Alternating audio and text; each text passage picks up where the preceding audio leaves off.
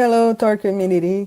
Here's Isabella Fernandez, the Executive Director at Tor, and I'm happy to welcome you to the State of the Union 2025. This year, we're bringing up the topic that the Internet is a lifeline, that we must fight so it continues alive and safe for everyone to use. The world is changing, and unfortunately for the worse. There's a lot of political shifts that are making democracies more fragile around the world. We have wars happening. We have climate change disaster affecting people all around the world. And those in the front lines who are fighting against it are more and more endangered, and they need the internet for this fight, and it's become more difficult for them to do it. That's what Tor exists. Tor exists to help people be able to use the internet, be able to bypass censorship, and be safe while doing it. Imagine if you are in a country that is being bombed and the government controls the information there and you don't have access to truthful information to know how to protect yourself, your safe one. You don't have ability to use messaging tools to communicate with your family abroad, to let them know that you're safe and keep that connection with them so they feel more comfortable about your situation. Imagine if you are in a country where democracies become more and more fragile and your civic rights are being dismembered and you cannot express yourself freely anymore. So you need some tool that can enable you to be anonymous online so you can speak out and you can fight back against the changes that are affecting the democracy in your country. Imagine if you are a woman who needs to access reproductive rights information so they can make the choice they want regarding reproductivity, and it's illegal for them to do so. They need a tool to be able to access websites that give you this type of support in an anonymous way while protecting their privacy and their identity. Imagine if you are a journalist who is trying to publish news about corruption in your country or human rights violation, and your own life is at threat because of the work you do. You need a tool to be able to do your research and to publish this with safety so the world knows about what's happening in your country while you are still protected. And that's what Tor does. We work really hard to make sure that our browser or network is working and is accessible to everyone. We work hard to make sure that when Tor is blocked, there is an alternative way for you to bypass the censorship and still connect to Tor. We are expanding our tools. We just released a VPN for Android to help people who the only devices that they have is an Android phone, so they are able to route different apps through the Tor network and bypass censorship and still be safe online. And we cannot do the work that we do alone. We can only do it with your support, our community support. Every cent, every dollar that you donate to Tor help us continue this work. It is extremely important that you support this, that you make a donation, especially in a time where the funding landscape is become harder and harder, not only for Tor, but for all nonprofits around the world. So I'm here to welcome you to the State of the Union 2025, and thank you up front for your contribution and your support to the work that Tor does. Thank you. As we have just heard, over the past year, censorship incidents worldwide intensified and called people from a collaboration and acquiring vital information. These are the moments where the work of Tor's Anticensorship team is more important than ever for the mission of preserving connectivity between users in the affected regions and the rise of war. My name is Cheryl. Please allow me to introduce about the many improvements we at Tor have made to our anti-censorship tools. These improved tools aim to assist users in staying informed at a time when they need them the most, and to enable them to browse the same internet as people in the region with less or different kind of censorship, in order to build mutual understanding and a sharper knowledge, unencumbered by their physical location. Here are two notable regions where we have focused our effort over the past year: where they have worked together with the users living in these regions to defend the contested connectivity. In Iran, anti-shutdown intensified in June 2025 amid armed conflict, presumably to impede espionage-related communication while simultaneously consolidating political power. During this period, we were constantly monitoring the situation using our in-region vantage point system. This vantage point system provides more recent and accurate information about censorship than is available from public data. But how does it work, to be specific? One clear example is domain fronting data. To determine which domain fronting configuration performs the best across most locations, we deployed an automated testing tool that detects and reports accessibility of Snowflake Broker and most service for each domain fronting configuration at each of our vantage points. This information is then aggregated by the log collector and subsequently used to monitor the domain fronting configurations currently in use and to select configuration to be used in the future. As you may recall, Snowflake has always been one of the easiest pluggable transport to participate in, thanks to the innovative core-sourced proxy system, which makes setting up a proxy as easy as opening a web page. With its rapidly rotating proxy pool and web file sharing like traffic, it outpaces many censorship systems observed in Iran. We have been working on many improvements to Snowflake over the past year to ensure it remains strong and accessible to users. The most notable among them include ongoing improvement and feature implementations from the transition of the Snowflake web proxy to Memphis version 3. To keep it working even after Google discontinued the web extension support Snowflake web extension used to depend on. Improved network address translation checking logic in both standalone proxy and the web extension, so that we can correctly identify the characteristics of the proxy and reduce connection time and resource contention for end users. Additional under-the-hood updates include the Snowflake Sync Server, which assists development of new features, and ongoing effort for a more efficient transport mode for Snowflake. Please stay tuned in the coming year. Censorship agencies, like those in Iran, often attempt to block bridge by attempting to obtain bridge information in bulk and then input the network address of this bridge to their censorship gateways to block them. That's why we developed Conjure. Conjure is public transport designed to stay ahead of proxy listing-based blocking by leveraging end-user address space within cooperating inline service provider networks, thereby limiting the damage caused by blocking individual network addresses. This is very similar to generating temporary email addresses to avoid spam emails by making sure the address is temporary and easy to regenerate. Unwanted things targeted at this temporary address will not get the intended effects. This anti-censorship tool has been really effective in Iran, but that is not all. There's another region we have paid special attention to that I would like to showcase: Russia. With continued conflict and attrition, internet censorship has intensified, including increased allowed list-based censorship and address block-based censorship. WebTunnel has been a useful anti-censorship tool in regions with increasingly intense censorship, thanks to the ability to blend into web traffic. As the intensity of censorship in Russia has increased, WebTunnel has also received several fixes, such as server name indication imitation and safe, non-void public key infrastructure certificate support with certificate championing to ensure it can withstand more kind of censorship. Many of these improvements have been provided by volunteers or shaped by community feedback. Without them, these functional improvements could have been delayed. So I would like to take a second and give a big thank you and a shout out to the Tor community for your support in helping us refine our anti-censorship tools.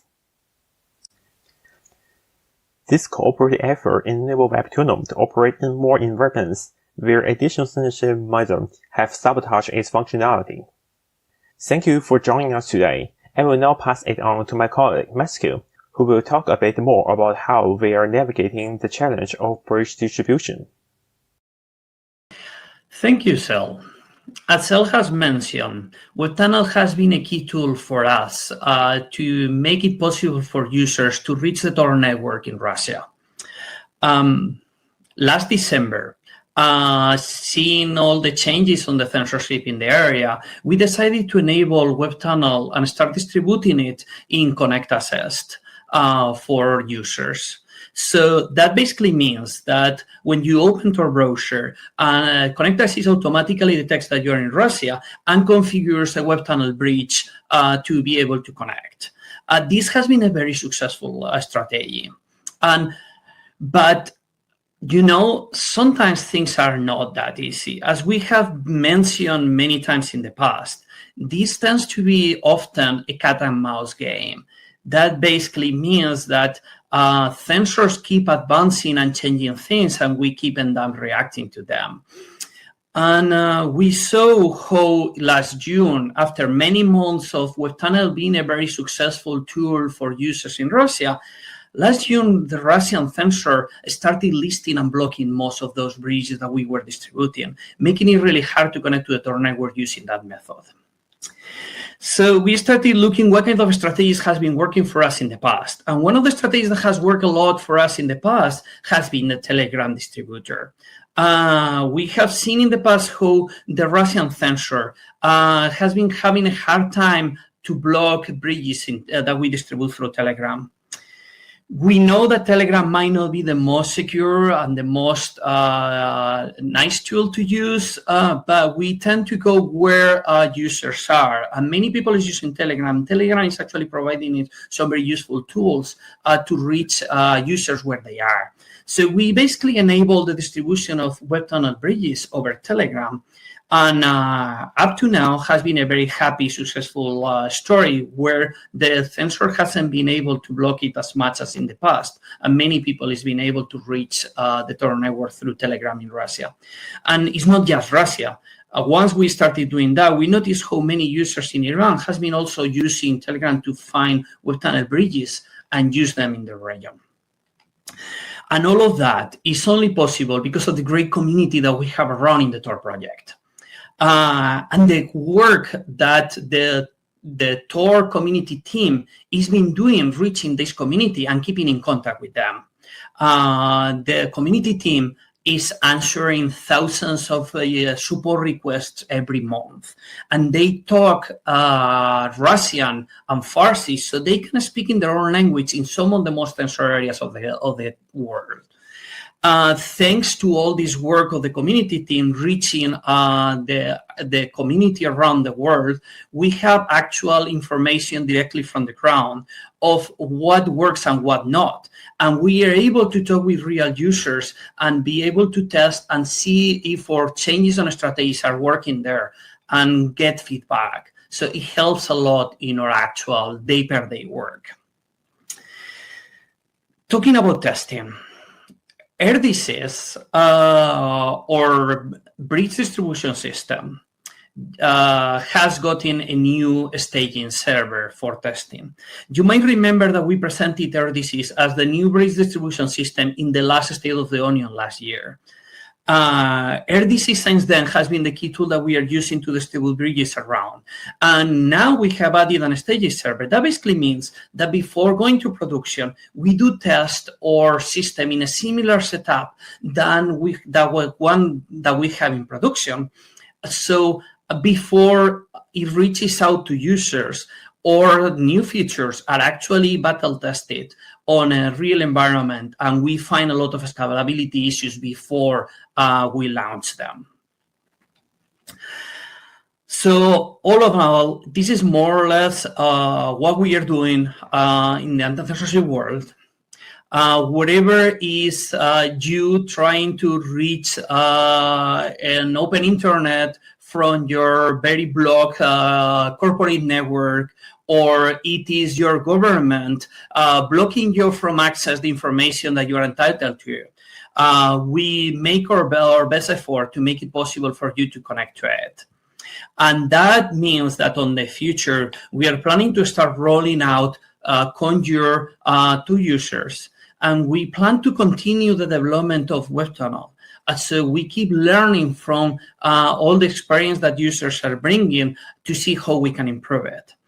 And we see how more and more Snowflake is a key tool that people uses. So we are continuing improving it and making it more scalable and usable for people around.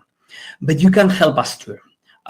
You can run a Snowflake just by installing a Snowflake plugin in your browser, following the link that you will see in the chat.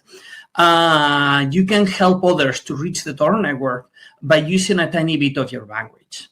And if you have a website, you should run a web tunnel bridge behind that website.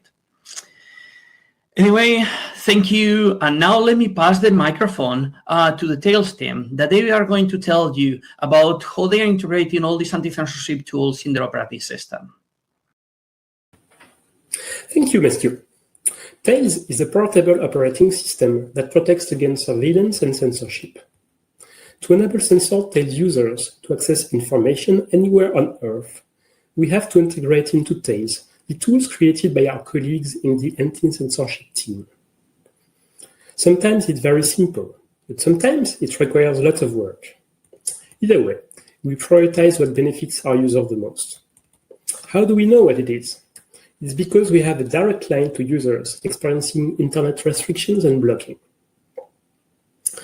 Thankfully, because Tails merged with Tor last year, we have been able to work closely with the Tor community team, and this has given us and our users many advantages in reacting to internet censorship events. The Tor community team keeps a close ear on the ground. They are in touch with our global community of users and have first-hand knowledge of what users are experiencing. This is how we learn where sites and services are blocked. It also gives us more insights into how censors do this. These glimpses into people's experiences are what helps us decide which anti-censorship feature we should prioritize on the Tails product roadmap and when. To give you an example, let's look at Tails users in China. Until recently, using OPS4 bridges was the best way to connect to Tor in China. But earlier this year, the Great Firewall of China became much better at blocking OPS4. It became that much more difficult for our users to connect to the internet. Ouch. But Tor has a very powerful new bridge mechanism we introduced last year. It's called Web Tunnel. And Web Tunnel, thankfully, was working there. After the community team shared this news with us, we reshuffled our roadmap a bit and made it a priority to add Web Tunnel support in Tails. This is important because Tails protects a lot of users in case of computer seizure, for instance. That's because the Tails design makes everything you do disappear automatically when you shut down Tails. As a result of our close collaboration across teams, folks in China now have access to the extra safety provided by Tails whenever they need it. Thank you very much for watching our State of the Union. It's important to remember that getting connected is only the first step. But connection means little without protection. I now pass the mic so we can dive deeper into how Tor ensures safety, privacy, and trust once users are connected. Okay, hello everyone. I'm Mike, the network product manager and developer of the network team, and I'm here with Nick. Hi, I'm Nick, and I fight for the users. And we're here to talk to you about updates to the Tor threat model, as well as some security fixes that we've done over the course of the past year for Arti and for relays as well. So what does the Tor protocol threat model look like? Basically, for the past 20 years, and still to this day, it covers fractional observer adversaries. Now, these are observers and adversaries that can watch part of the Tor network, but not all of it. And then the research literature from academia and from security researchers basically has found ways for these kinds of adversaries to gain a cost multiplier or perform their attacks more effectively in this model.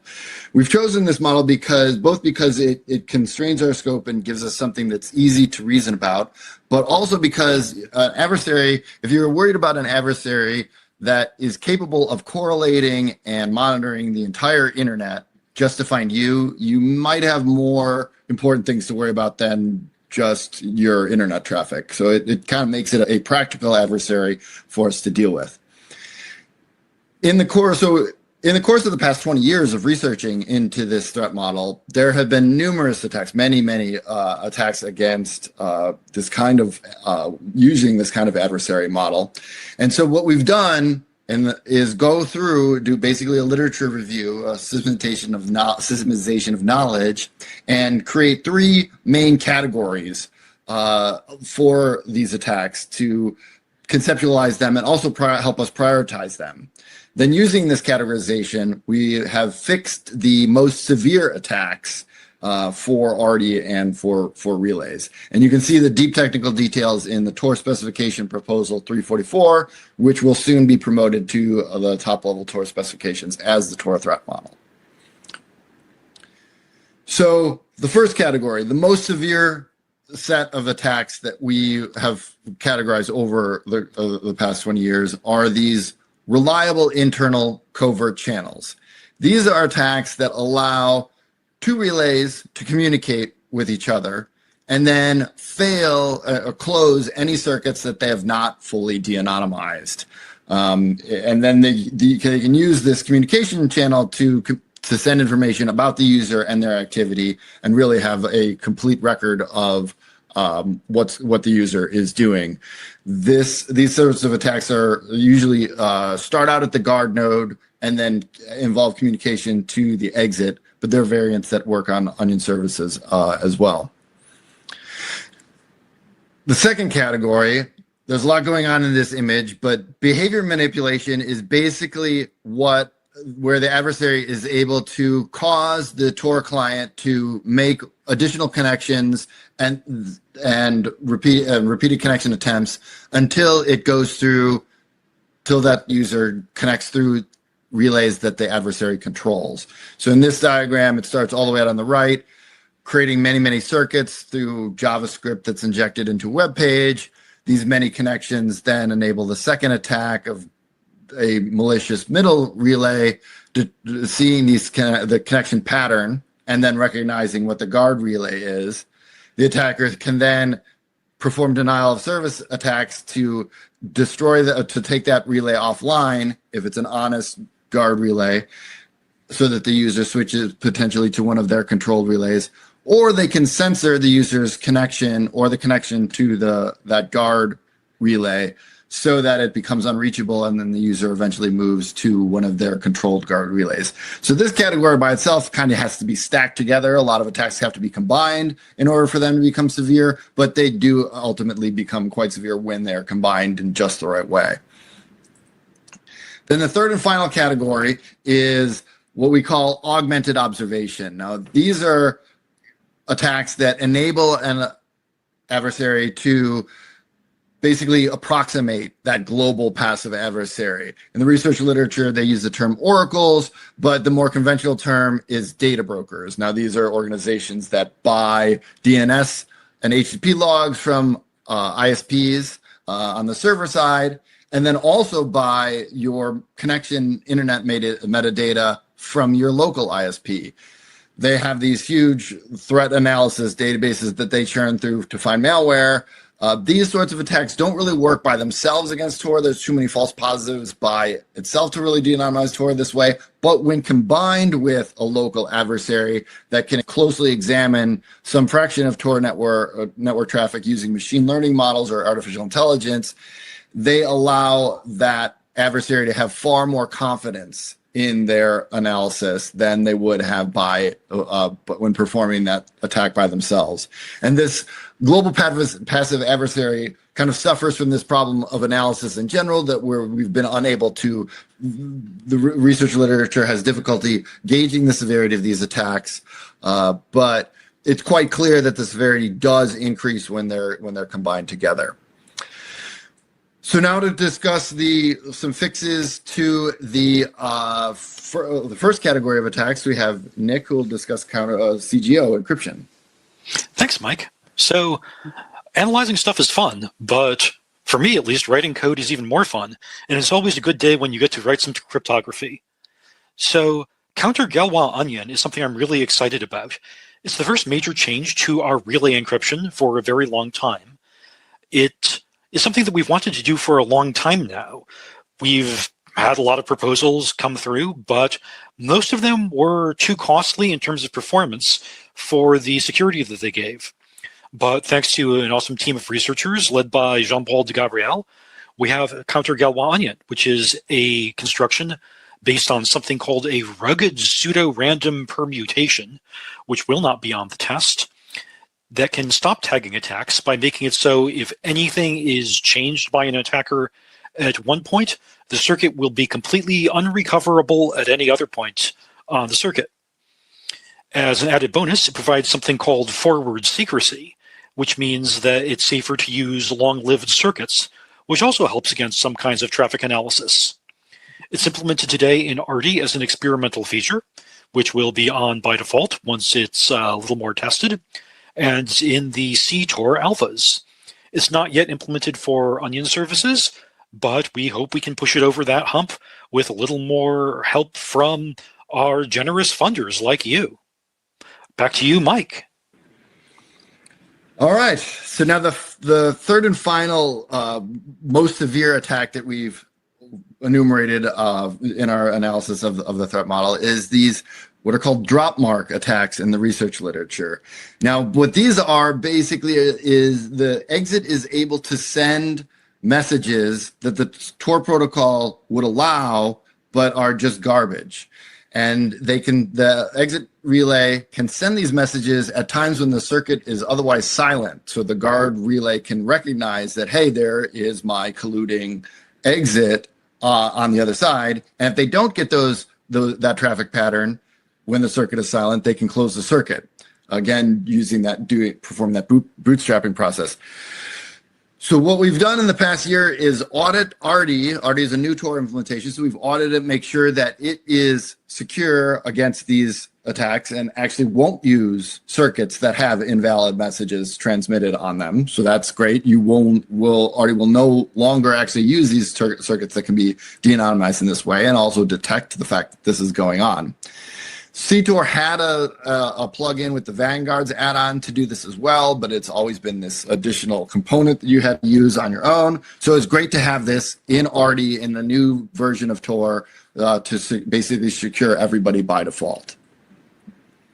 Back to Nick for padding to discuss the padding. Yeah, so padding is traditionally a thing where you send junk messages to hide the actual appearance of your traffic. It can also be a thing, sometimes it's called traffic shaping under these circumstances, where you delay traffic a tiny bit in order to make it look a little bit like other patterns of traffic. We've got a great new padding framework implemented in Arti, thanks to a library called Maybe Not, written by a great team of researchers led by Tobias Pulse.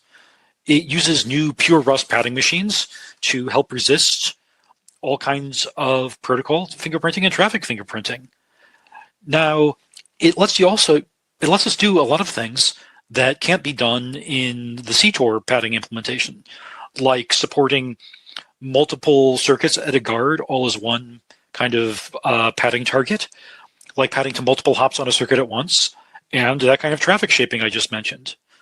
Now, the next stops there, now that we've got this framework, are to do all of the analysis and figure out how to construct the right padding framework, padding machine settings, and deploy them in Arti to protect users' traffic.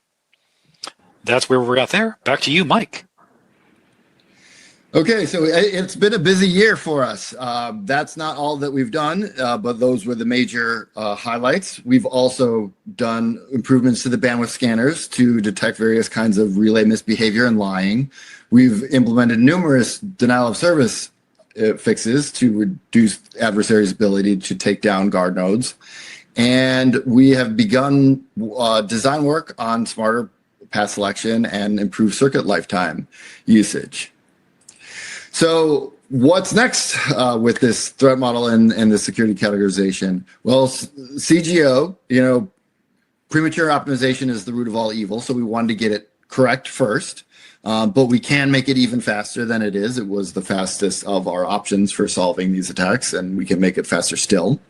Of course, we want to select padding machines and work with the research community to find efficient, effective defenses for various kinds of AI-based traffic analysis attacks. We want to deploy improved path selection, and Nick and I have begun designing better guard assignment selection algorithms. So that basically wraps up our work with the network team over the past year. We're very excited to get these security improvements in our users' hands. I'll now pass the mic to Intri, who can tell us all about the work that Tails has been doing to mitigate attacks and improve the security for Tails users. Thank you. Thank you, Nick and Mike. Most cyber attacks cast a wide net to exploit mostly random computers that happen to be weaker than average. They are unlikely to succeed against a hardened system like Tails. However, Tails is a very tasty target for more focused attacks. Hot take: authoritarian regimes don't fancy being overthrown. To postpone their demise, they are always strong on targeted surveillance of political opponents. This is how we end up in a world where powerful adversaries invest resources into finding security vulnerabilities in Tails, which could allow them to target Tails users that are high value to them. To face these threats, our best defenses are security in depth and conducting our own security audits. Last year, we commissioned another security audit of critical parts of Tails. This audit surfaced issues like a local privilege escalation in Tails upgrader, argument injection in privileged GNOME scripts. As always, we sprang into action to address the security vulnerabilities that were reported to us. But this time, we wanted to go further than simply fixing these issues. What we did was to conduct a postmortem to understand how we had introduced these security issues in our releases and what we could do to avoid similar vulnerabilities in the future. This analysis led to technical, policy, and cultural changes, but also reignited ideas and attitudes about usability. We firmly believe that improving security should not come at the expense of ease of use. If Tails is a pain to use, people will fall back to less safe tools. This would put themselves and their communities at risk. That's why this year, we've worked hard on making Tails more usable without weakening its safety. For example, we improved the confinement technology that we use to protect users' files from possible security vulnerabilities in Tor browser. Until now, Tor browser in Tails could only save downloads to and read files from one single folder. Any attempt to download a file elsewhere would fail with a confusing error message. This was pretty bad in terms of usability. Thanks to the work we did this year, users can now access any folder while retaining the safety properties that we find important. Finally, we have greatly improved the boot speed of Tails. On most computers, Tails 7.0 starts 10 to 15 seconds faster. It's particularly important because Tails users need to reboot quite often between Tails and their other operating system. If this takes too long, eventually they'll get annoyed. We'll stop rebooting on Tails for sensitive activities, and they will be less safe. Like I said before, for us, security and usability go hand in hand. We have to make privacy-enhancing technologies easy to use, so anyone can benefit from them. Our next speaker, Rato, will continue with this theme. Rato works on the network team and will tell us how we've made it easier to launch and maintain your Onion services. Like Intri said before me, Tech needs to be easier to use, and that's even more important for privacy-preserving technology. A lot of our work this year was dedicated to make it easier to operate and maintain Onion services. I'm Hato, and we walk you through how exactly we are accomplishing this. But first, let's do a quick refresher on Onion services, a communication technology for exchanging data using the Tor network. Usually, whenever a Tor user is surfing around, their connection exits the Tor network at some point to reach a destination on the internet. But with Onion services, the communication from one point to another happens entirely inside the Tor network, all the time. This brings a lot of benefits to users, service operators, and the Tor network in general. For users, it means additional privacy safeguards, such as improved anonymity and end-to-end encryption. For service operators, it also brings censorship resistance and built-in protections against denial of service. For the Tor network, Onion services can alleviate the load on exit nodes, since its connections don't need to reach the exits.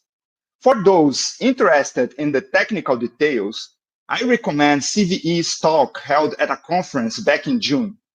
For those eager to know what's going on recently, I bring some updates on what's happened and what we're planning to do.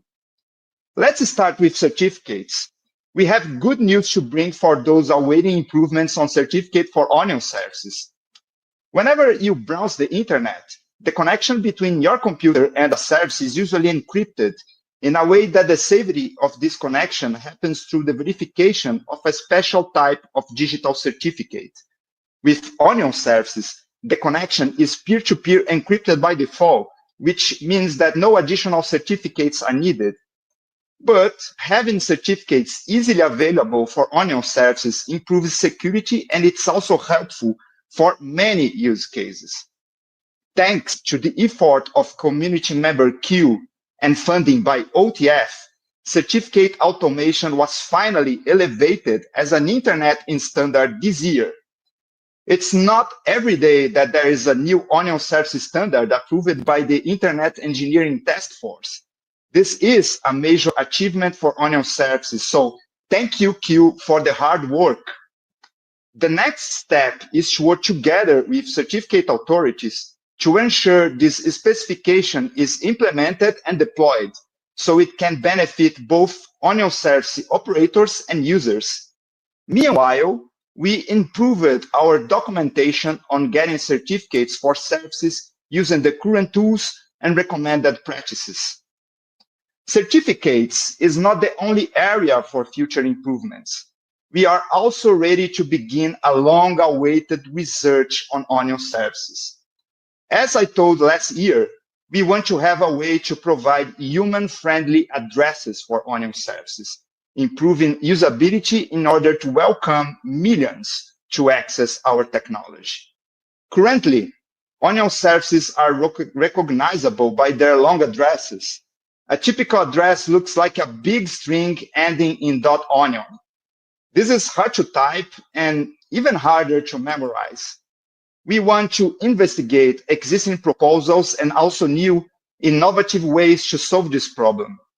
A proof of concept was released 5 years ago with an alias system in Tor browser used by instances of whistleblowing platform called SecureDrop, introducing short and memorable addresses such as forbiddenstories.securedrop.tor.onion. But this initial implementation does not scale and depends on some sort of bookmarking system hard-coded in applications. That's why we want to research alternatives, to have a better understanding on the pieces involved, the decision criteria to choose proposals, as well as what should be done in terms of road mapping. We are ready to do this research and are actively seeking for funding to do so. Any and all donations support our overall work at Tor. I want to thank the community for your ongoing support. And if you are someone who is in a position to fund this project, here is your opportunity to make a difference. Reach out to us, connect us with a potential funder, or let's start a conversation how to make Onion services more user-friendly and help millions access a free internet. Onion services are easier than ever to set up, but we can still do better. Right now, you will still need an IT staff to install and manage an Onion site, but nobody needs to be a Tor expert for that. We improved our tools and documentation, so now it's possible to set up an Onion site with just a few commands using Onion Spray, a system allowing you to create Onion services out of existing websites. And as we are slowly moving the topic to system administration, it's worth mentioning two recent initiatives to automate Onion service operation. Thanks to the Mediapart newspaper and the Tor community member Zug, it's now possible to deploy and maintain Onion Spray using the Ansible automation system, which is very popular among system administrators. And we also have experimental container images for Onion services based on both the legacy CTOR server and Arti, the new Rust Tor implementation.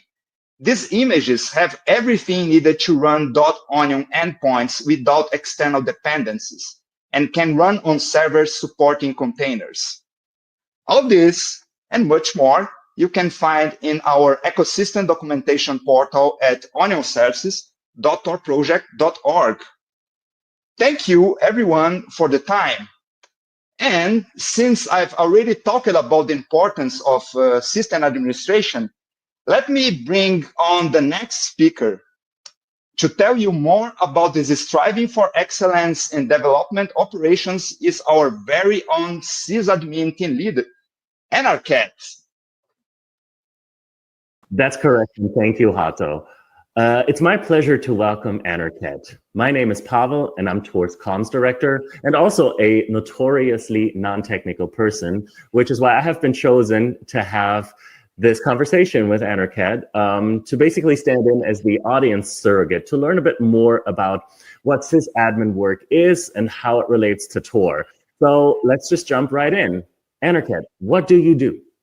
Hey, Pavel. We're the team that runs all the servers that the rest of the development team and community use to do their work.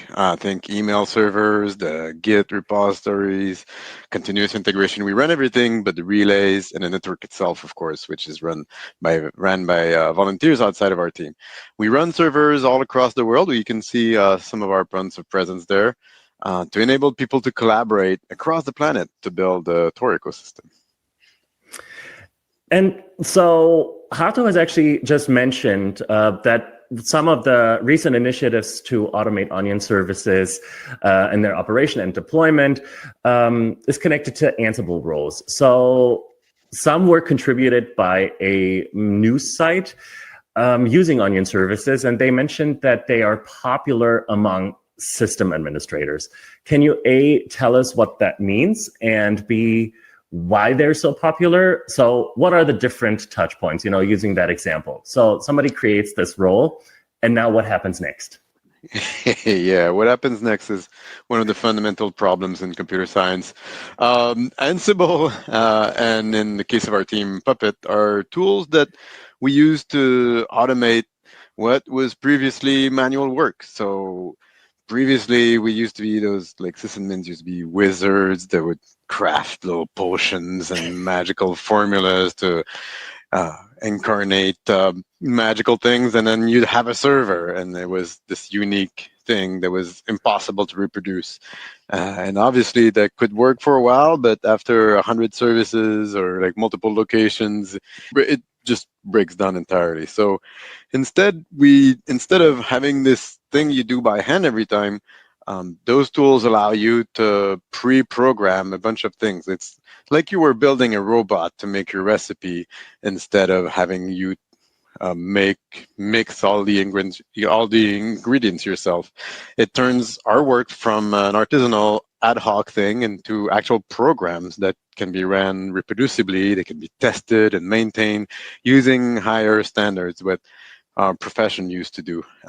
It's what enables us to, a small team, to scale to more than 100 servers. And having the code public like this allows the kind of collaboration that you mentioned, and also scrutiny from the public. Like, it turns our work into free software collaboration and makes us part of the larger free software ecosystem.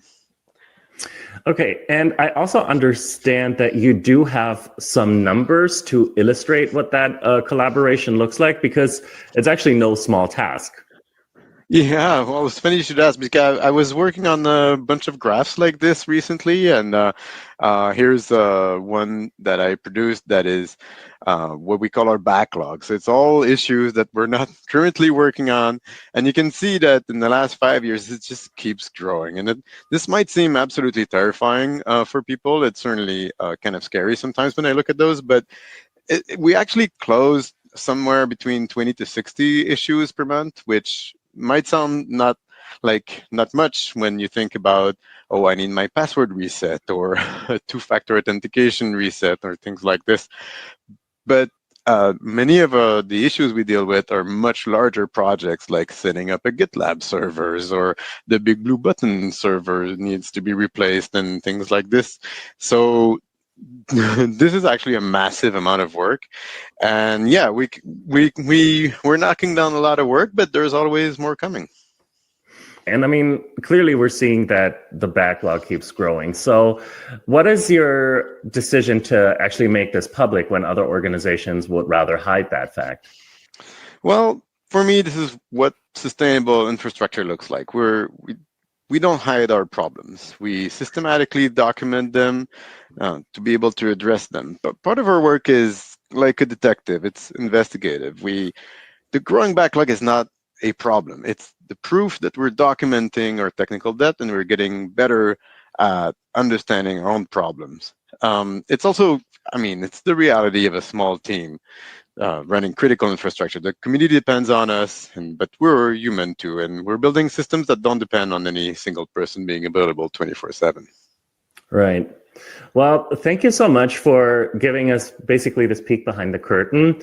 So what I'm taking away is basically, like, across many of the presentations that we've had so far today, is that we're hearing time and time again, our community is providing all sorts of support, whether it's just like small bug reports, questions, or tips on the forum, as well as, code to automate the deployment of Onion services.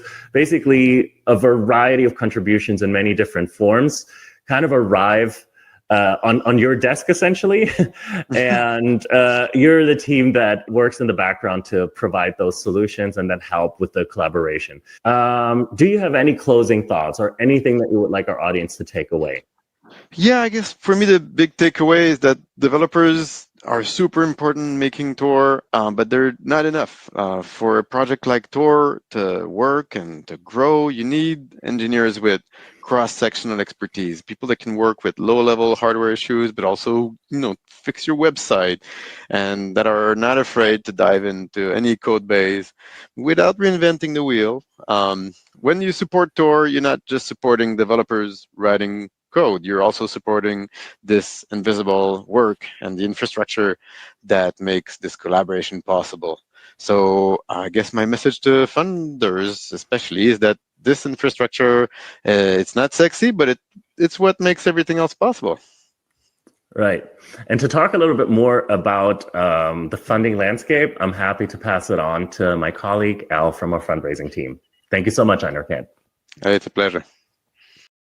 Hi, everyone. I'm so happy to be here. My name is Al Smith, and I'm the Director of Fundraising at the Tor Project.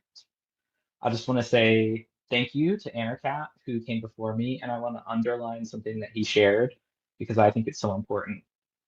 Tor is made up of developers writing code, yes, but it's also made up of a network of invisible technical infrastructure that makes collaboration as a huge global community possible. And to further that, Tor is also made up of people who are contributing in ways that are beyond engineering entirely, like localizing material, contributing research, and providing feedback. And it is all of these components that make Tor as powerful as it is. 2025 has been an example of that power. This year, internet censorship has intensified everywhere, and in particular during armed conflict. To better understand the circumstances, Tor has deployed tools that help us monitor and track censorship real time. Tor has also invested in improving our pluggable transports, like bringing Conjure into the next phase, experimenting with different mechanisms to evade block lists, and integrating effective pluggable transports into Tails so that more users have different options for circumventing censorship effectively. But technology alone isn't an effective strategy for combating censorship. We have to build trust.